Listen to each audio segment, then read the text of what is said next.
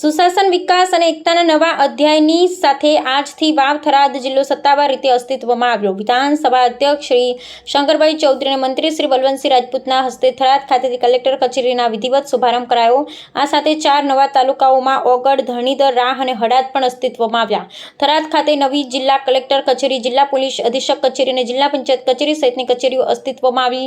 સરહદી વિસ્તારના નાગરિકોની વર્ષો જૂની માંગણી પૂર્ણ થતાં થરાદ ખાતે બહોળી સંખ્યામાં નાગરિકોએ નવા જિલ્લા શુભારંભ વખતે ઉજવણી કરી।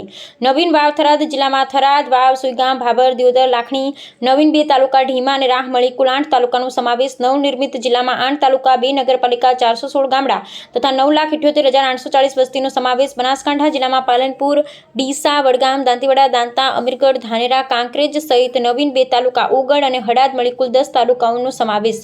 સરકાર શ્રી વાવ થરાદ જિલ્લા માટે જિલ્લા કલેક્ટર તરીકે શ્રી જે.એસ. પ્રજાપતિ, જિલ્લા વિકાસ અધિકારી શ્રી કાર્તિક જીવાણી અને જિલ્લા પોલીસ અધિક્ષક શ્રી ચિંતનજી તેરૈયાની નિમણૂક કરી છે અને ગાંધી જયંતિ બને છે।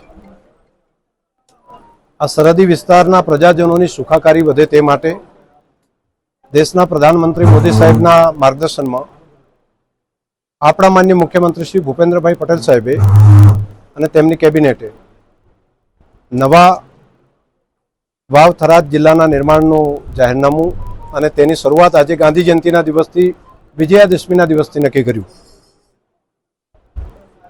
હું દેશના પ્રધાનમંત્રી મોદી સાહેબ અને માનનીય મુખ્યમંત્રી શ્રી બંનેનો હૃદયથી આ વિસ્તારના પ્રજાજનો વતી આભાર માનું છું।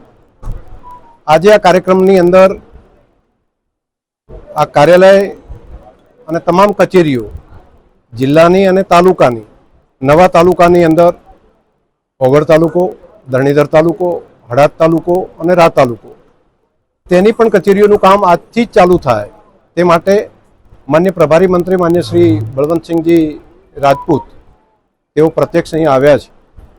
હું આભાર માનીશ માન્ય મંત્રીશ્રી અને માન્ય મુખ્યમંત્રીશ્રીનો કે તેમણે ઇનિશિયેટિવ લઈને તાત્કાલિક કલેક્ટરશ્રી, જિલ્લા વિકાસ અધિકારીશ્રી, જિલ્લા પોલીસ વડા અને તે સાથે તમામ સ્ટાફની પણ એડહોક નિમણૂક આજે કરી છે।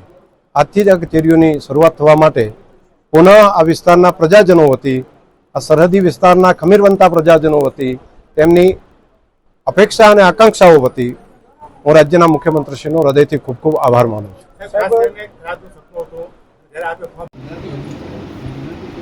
વિજયાદશમી નિમિત્તના દિવસે અને ગાંધીજી જયંતિ નિમિત્તે આદરણીય પ્રધાનમંત્રી નરેન્દ્રભાઈ મોદી સાહેબનું હંમેશા એક સપન રહ્યું છે કે મૂળ ગવર્નર છેવાડાના માનવી સુધી સરસ વ્યવસ્થા થાય અને શહેરીથી સરહદ સુધી સારું ડેવલપમેન્ટ થાય એ પ્રકારની વ્યવસ્થા હંમેશા આદરણીય પ્રધાનમંત્રી મોદી સાહેબે કરી છે। એના ભાગરૂપે જ ગુજરાતના મુખ્યમંત્રી આદરણીય ભૂપેન્દ્રભાઈ પટેલ સાહેબે એ જ તરફ આગળ વધીને આજે ગુજરાતની અંદર 1 જિલ્લો અને 17 તાલુકાઓનું આજે લોકોના હિત માટે, લોકોને નજીકતા પડે, સુવિધા પ્રાપ્ત થાય પ્રકારની વ્યવસ્થા કરી છે।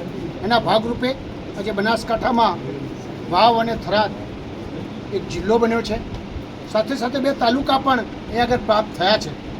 આજે આટલી એક સરસ વ્યવસ્થા થઈ છે અને ગુજરાત સરકારે અમારા મુખ્યમંત્રીશ્રીએ ઓન ધી સ્પોટ આદરણીય કલેક્ટરશ્રી, આદરણીય જિલ્લા વિકાસ અધિકારી શ્રી, આદરણીય એસપી શ્રી અને સરસ બિલ્ડિંગ સાથે જે સ્ટાફની જરૂર પડે એ તાત્કાલિક ધોરણે આજે નિર્માણ કરી છે। ખરેખર હું ખુદ જે લોકોએ આમાં રસ લઈને લોકહિત માટેનું કામ કર્યું છે એવા અમારા ગુજરાતના અધ્યક્ષ આદરણીય શંકરભાઈ સાહેબ અને એમની ટીમનો ખૂબ દિલથી આભાર માનું છું। એટલા માટે કે છેવાડાનો માનવી ઠેઠ પાલનપુર સુધી જાય, આખો દિવસ એનો ટાઈમ થાય અને જિલ્લાથી અનેક પ્રકારની વ્યવસ્થા થાય। આદરણીય શંકરભાઈ સાહેબની કેટલાય ટાઈમથી માગણી હતી, એમની ટીમની માગણી હતી કે જલ્દીમાં જલ્દી જિલ્લો થાય। મને પણ ખ્યાલ છે ઘણી બધી ફેર સાહેબ ઉઘરાણીના રૂપમાં પણ ઝડપથી વ્યવસ્થા થાય એ પ્રમાણે હું આજે શુભ દિવસ જ્યારે આવ્યો છે ત્યારે બંને અધિકારીશ્રીઓએ જ્યારે બધા જ અધિકારીશ્રીઓ ચાર્જ સંભાળી લીધું છે, હું ખાતરી આપું છું ગુજરાતના મુખ્યમંત્રીશ્રી વતી સરકાર તરફથી અને ખાસ કરીને શંકરભાઈ સાહેબનો વિસ્તાર છે, એમની ટીમ છે, ખૂબ આ જિલ્લાનો વિકાસ થવાનો છે। સાહેબે જે ભૂતકાળમાં વાત કરી હતી એ બધા સપના તો એમને પૂર્ણ કર્યા છે હજીએ ઘણી બધી વસ્તુઓની વ્યવસ્થા થાય એ પ્રકારની શુભકામનાઓ પાઠવું છું. આ જિલ્લામાં દરેક અહીંયા આગળ આવે એનું બહુ નિરંતર સારી રીતે કામ થાય અને ગુડ ગવર્નરનો સાચો અર્થ, સાચા આજે ગાંધીજીની જયંતિ નિમિત્તે એ દિવસ આપણને સૌને યાદ રહે કે આજની શુભ શરૂઆત આજે શરૂ થઈ ગઈ છે. સાહેબ, વાવ થરાદ જિલ્લાનું નિર્માણ થયું છે. બેરોજગાર યુવાનો અને લોકો માટે પ્રથમ કામ કયું હશે? સૌથી પહેલાં જીઆરડીસી સાહેબે જે કીધું તે મંજૂર થઈ ગઈ છે. ટૂંક સમયમાં જીઆરડીસીનું કામ ચાલુ થઈ જવાનું છે અને બેરોજગારી મને આત્મવિશ્વાસ છે કે 25,000થી વધારે લોકોને રોજગારી અહીં પ્રાપ્ત થવાની છે.